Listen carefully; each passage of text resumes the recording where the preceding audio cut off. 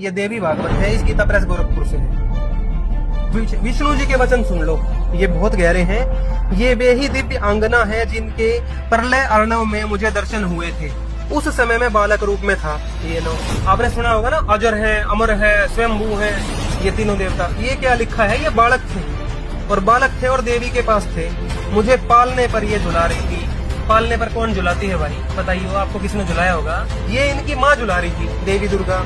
But वृक्ष के पत्र पर एक सुदृढ़ शैया बिछी थी, उस पर लेटकर मैं पैर के अंगूठे को अपने कमल जैसे मुख में लेकर चूस रहा था तथा बाल को उचित अनेक चेष्टाएं करके खेल रहा था। ये विष्णु जी के बचपन की गाथा याद आ गई उनको। मेरे सभी अंग अत्यंत कोमल थे, मैं बालक बनकर सोया था और ये देवी गा गा कर मुझे झुलाती थी। ये वे ही देवी है, इसमें कोई संदेह की बात नहीं रही। इन्हें देखकर मुझे पहले की बात याद आ गई, ये हम सब की जननी है। विष्णु जी ने साइन कर दिए, ब्रह्मा विष्णु शिव हम तीनों देवताओं की माता है। देख लो, महाभाग ब्रह्मा जी कहते हैं, तब मैं अर्थात ब्रह्मा जी, विष्णु और रुद्र तीनों ने मान लिया कि ये देवी अखिल जगत की जननी है। तो ब्रह्मा विष्णु शिव तो यही कैंसिल हो गए, इनसे नीचे रह गए। ये तो कह रहे हैं ये है बनाने वाली।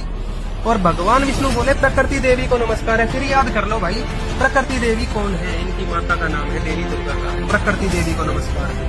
पेज नंबर 138, तीसरा स्कंद चल रहा है। तुम शुद्ध स्वरूपा हो, यह सारा संसार तुम्ही से उद्भासित हो रहा है। मैं अर्थात विष्णु, ब्रह्मा और शंकर हम सभी तुम्हारी कृपा से ही विद्यमान है। हमारा आविर्भाव अर्थात जन्म और तिरोभाव अर्थात मृत्यु हुआ करता है।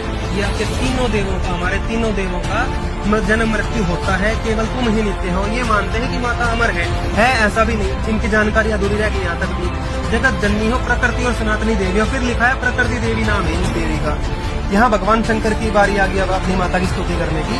भगवान शंकर बोले, देवी यदि महाभाग विष्णु तुम्ही से प्रकट हुए हैं तो उनके बाद उत्पन्न होने वाले ब्रह्मा भी तुम्हारे ही बालक हुए। फिर मैं तमोगुण लीला करने वाला शंकर क्या तुम्हारी संतान नहीं हुआ? अर्थात मुझे भी उत्पन्न करने वाली तुम ही हो। शिवे संपूर्ण संसार की सृष्टि करने में तुम बड़ी चतुर हो।